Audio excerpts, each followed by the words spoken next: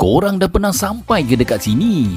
Belum? Rugi korang belum sampai. Inilah dia Warung Lubuk Talam, berlokasi di Batu Menangis, Sungai Merap, Kajang. Cantik kan view dekat sini? Kaki pancing sinilah tempatnya. Ada juga menyediakan surau yang bersih. Selain daripada pemandangan yang cantik, ada juga makanan yang sedap dekat sini. Ada nasi goreng asam pedas, nasi goreng ikan bekok, nasi goreng tempoyak dan nasi goreng rendang. Untuk satu set ni 3 ke 4 orang boleh makan. Banyak tau portionnya. Kena pula makan tepi kolam ni.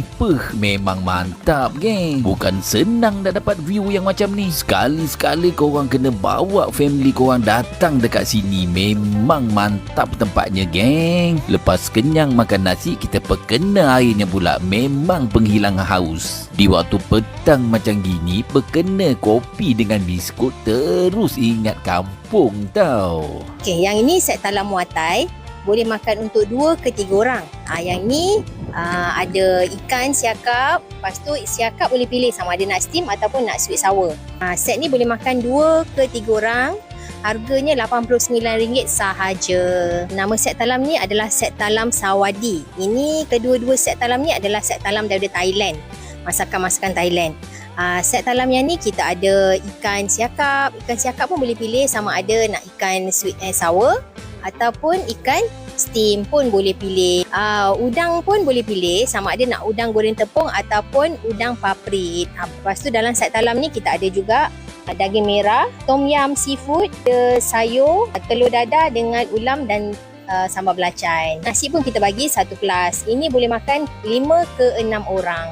Kita ada satu package combo yang boleh makan mancing dengan pondok sekali.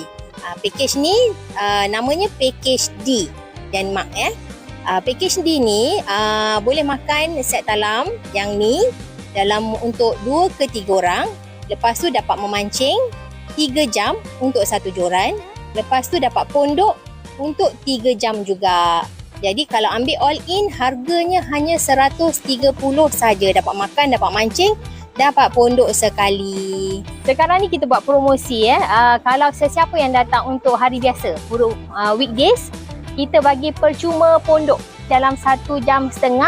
Percuma, boleh makan-makan, boleh santai-santai, boleh healing-healing dekat dalam pondok ni.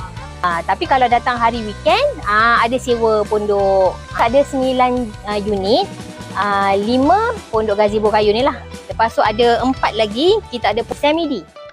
Waktu operasi kita, untuk kolam kita buka 24 jam. Tak ada cuti, 24/7. Okey, untuk tempat makan kita, warung